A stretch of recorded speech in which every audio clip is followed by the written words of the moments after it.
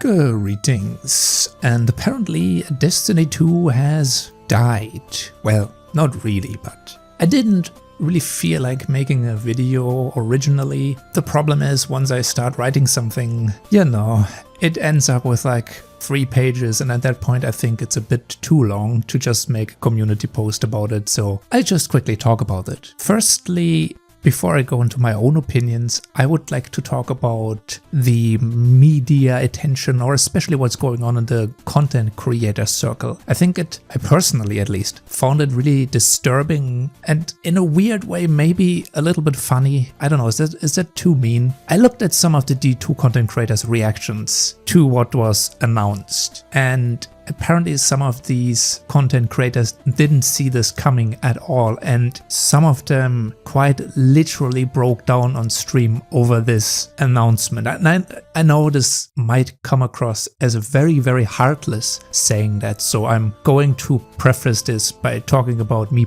personally a little bit and what my feelings on the topic are. I will say this, I can guarantee you I'm not heartless, and if you show me scenes from Lord of the Rings or something from Attack on Titan, or maybe when I replay Outer Wilds again, there's absolutely things that get me emotional. Don't misinterpret this as me being completely black-pilled, emotionless, heartless, just absolutely monstrous. That's just too edgy. Too edgy. I like edgy, but that's too edgy. But I never felt like that about losing access to a game, losing something that, I spent a lot of time with. I never got emotional over that. For an example, maybe, I played Ion, Tower of Eternity, for more than 10 years. That game was basically my entire childhood. And when the game was eventually pawned off and NCSoft sold it to that European free-to-play company that ruins every game, I forgot the name, isn't important. But once the game went free-to-play, it proceeded to die. And yeah, I was angry and disappointed, but I never really shed a tear over this game. Mostly because I spent like 12 years playing it, and at a certain point in time you hit that inevitable burnout phase. So with Ion, it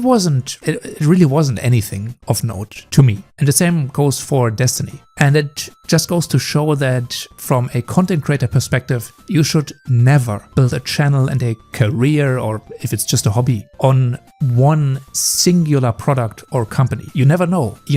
I mean, everything could pay off eventually. You could get big on pretty much anything. But if you make yourself dependent on a singular thing, that can always end very badly. Not that I believe any of the bigger content creators are in any serious trouble. None of them are. Realistically speaking, you have to be really, really, really incompetent to mess up a channel that has more than 500,000 subscribers. There has to be something has to go really, really wrong to mess that up. But some of the bigger Bungie glazers out there, not necessarily bigger content creators, but the prevalent Bungie defenders, those characters out there, I can see how that announcement, those news, might be legitimately deeply upsetting. However, and this is my opinion, I think this was entirely foreseeable, and as a content creator you could have at least prepared a little bit for the inevitability. Diversifying content is extremely important in general. Now, to me this is mostly a hobby, so I'm just gonna do anything. If you want to take this as a message for the channel, I'm just gonna do anything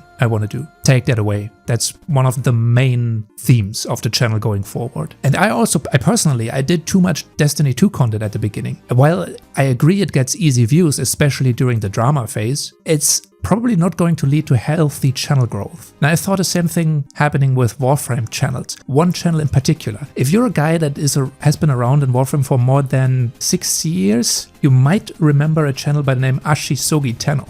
Really good guy, really great guy. I like that dude. But he had it very rough. Once he decided to step away from Warframe, his 300,000 subscriber channel got less than 1,000 views per video. That is horrendous. And if I remember correctly, he had to step away from content creation entirely. And the last few months of that channel were very depressing. So it's very important to not make yourself dependable, no matter how big the company is. that is one of my biggest takeaways from that Bungie reveal, by the way. And in addition, that also tells you and me how out of the loop certain content creators must have been, because how can this be a legitimate surprise to you? Either Marathon or Destiny, either one of them would have probably ended up being downgraded or downsized in some way, shape or form. Now I get it, it sucks, but it could have been foreseeable, and the fallout for content creators could have been preventable, because we saw that coming for now at least almost 2 years at this point.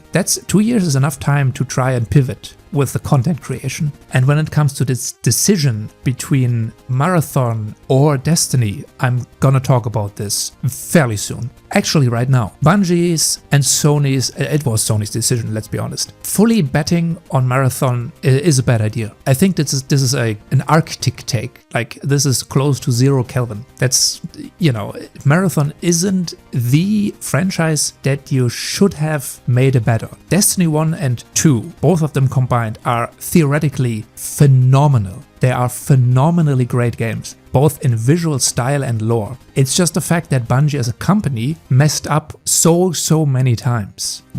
They have a gold mine, gold, diamonds, and all of the most important gemstones you can imagine. That's at their fingertips. But what they're giving us is the gravel, a byproduct from mining in the gold mines. But they want us to pay premium for the rubble that they're giving us. That's the biggest problem with Destiny 1 and 2. Theoretically, these games are insanely good. You could do so much think about all of the lore that's out there, all of the stories you could tell. You just need someone to realize this potential. And it's unfortunately and apparently not Bungie, or at least not the current Bungie, the modern Bungie. And with Marathon, this franchise isn't even fully realized yet. Yes, I get it. Marathon is a long-standing franchise, but it was effectively dead for years. The new Marathon, the modern Marathon, is essentially a new franchise. Just from a chance perspective, not even from a businessman perspective. Betting on a fully new franchise versus an older franchise, especially if the older franchises, even if they're in a dilapidated state, still pull almost the same number of customers. Stamping that into the dust is just not going to be good. And the layoffs that we're seeing currently, those are probably planned, no matter what. Those are probably set in stone. But what I can almost foresee as well is that there will be more layoffs, because what we're seeing currently is just a restructuring due to Destiny 2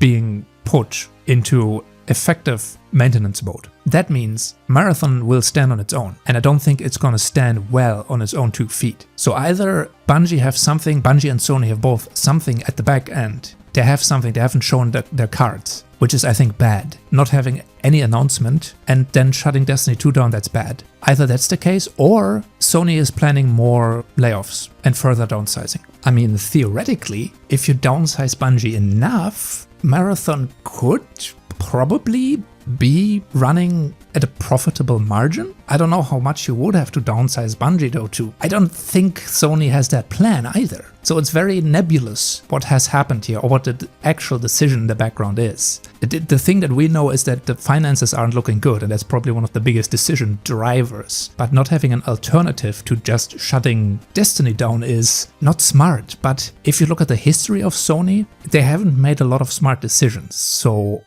But we can talk about Destiny for a little while, the game itself. Bungie and Destiny, both the story of the studio and the game. I get that games in general have ups and downs, but with Bungie's Destiny 2, we had very low moments. We are talking extremely negative times, long-lasting, very negative moments. And we also had some very weak, middling moments. And if you think about it, we truly only had 3 high points in the game. That is Witch Queen, Forsaken, and then Final Shape. And even with Final Shape, certain people have already argued that it isn't up to snuff with the rest of the releases. I personally would also say that Forsaken got carried by multiple studios. That is not just Bungie. And that's also the reason why I would give Forsaken the overall win as the best DLC expansion. I would rate it at a solid 8 out of 10. And in terms of story, purely the story, I would actually give the win to The Witch Queen, which I really enjoyed. That was one of the stories, one of the few Bungie stories where I was really hooked on. The twists and everything really well realized. And I would give that a solid 7.5 out of 10. That should also tell you how I rate things generally and how I am fairly strict when it comes to a rating system. That's also why I don't really like using it, but it's very simple to use as a metric. I think a 7 out of 10 is very good, and anything higher than a 7 out of 10 is excellent. That is why IGN's scoring system is very useless, by the way, if you wanted to know. But the rest of it, Shadowkeep, Lightfall, and now I'm sitting here trying to come up with the names of the other expansions, right? The Red War, and then there was the one on the Ice Planet. See, I can't even recall the names. That's bad. Then there are seasons. The season, like, I can't name any seasons off the top of my head. The only one is Season of the Worthless. And there's a reason why I remember it, because it was very bad. But if you pistol to my chest, I couldn't tell you right now, as I'm sitting here, what the names of some of the seasons are. Could you remember what the exotics from the season were? Like, this is one of the things that's so telling. None of this stays in your mind, and that means if it doesn't have staying power, it wasn't that good. Very mediocre. I always say this: Destiny 2 is lore and story rich. Yes, but the way that Bungie presents their stories is usually god-awful. And I think that is mostly due to the reality that this game has to be a live service. The fact that the games are live services hurts them so much. It is awful. It's awful to see what this does to games. It's very disappointing how the stories are just ripped apart and they're just placed together like weekly episodes of an anime, and it just doesn't work. It doesn't work. This game will always be carried by its gameplay and by the visual design, the unique Destiny flair. And I think that was always the highlight and the reason why I played the game. And the upfront storytelling is always kind of mid to sometimes it's good. But I would argue until Bungie has a definitive path to another game, they should have never dropped development for Destiny 2. I'm in full agreement with most people here. Sacrificing Destiny 2 for what? Marathon? Surely not. Surely not. Surely we are not doing all hands on deck for Marathon.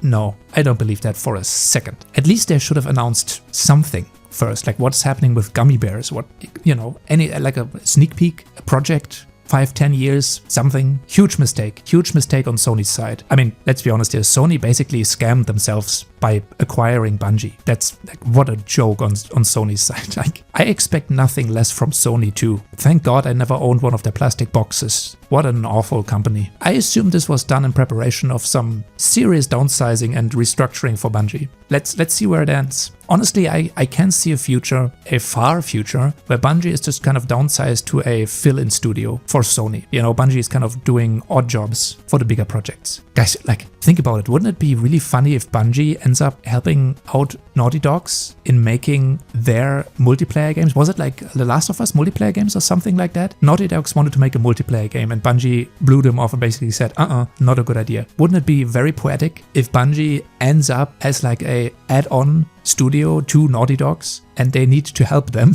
develop that very multiplayer live service game that Bungie didn't want to realize? That would be kind of funny. What about me personally? Well, I'm not really sad. Not sad per se, like I'm not crying about it, But one of the reasons that I do cherish Destiny 2 for is that I made some friends in that game. And I still have those friends to this very day. And that is a huge positive memory. And I will always hold up Destiny 2 for that, giving me some long-lasting online buddies. But other than that, I'm rather glad, because it means I can move on without feeling like I'm missing something. Final Shape was already a capstone for me, for my time with Bungie anyway. So getting the real-life, quote-unquote, confirmation at this point just means that I can also officially sunset Destiny and Bungie for myself. I can leave now. I can just leave. I haven't been playing the game anyway, and it's very questionable if I would have returned for the upcoming update. I think the answer would have been no, independent of the current message. But at this point, it's a very obvious no, I will not return. I can rest assured that, I can just go on and do something else. In any case, that means, it opens up hard drive space and gives some other games, some different games, the opportunity to shine, because I might try those. And I can still have that positive thing that Destiny 2 gave me, which is my clan buddies, my online friends. They're still around and we still do stuff together. So for me, it's kind of just a win-win, and I can take away the positive memories from Destiny 2. So I'm just kind of saying goodbye to the inevitable ending. I would have not seen it happening now. I still think it's a questionable decision by Sony, but I guess at this point Marathon needs to be really, really, really made into something more. Like Marathon needs to be made into something really big, because it needs to bridge time until Bungie can do their next project, unless they have a trump card that they're not showing us. Whatever. No, what am I saying? They're just gonna downsize Bungie again. We're gonna get the first wave of layoffs, then in like half a year there's gonna be more downsizing again. They probably don't have something cooked up. I would be very surprised. Hey, and maybe at some point in time a different studio can give us Destiny 3 in 5 to 10 years. Or maybe, perhaps, we get an actual Destiny successor. One that's gonna come around and stay. And also, one that has actual staying power and is not gonna die after 3 months to a year. But then again, live service games and me, very, very difficult story, very questionable. If I don't think I wanted to touch another live service game, at least in the next few years. Probably never. Probably never. Like the next live service game I would literally want to play needs to be something mind-blowing. If a game like that comes around, maybe. It probably needs to be something like a literal Destiny 3 for me to go, yeah, maybe I could try again, perhaps. And until that point, that nebulous point in the future, I'm just gonna park Destiny 2 in my memory bank with all of the positive memories I have of the game, and I will then slowly forget about all of the negatives and the frustration and the disappointment, and I will eventually also forget about Bungie. Am I going to buy another Bungie game? I guess that's the biggest question here for the end. Probably not. See you next time.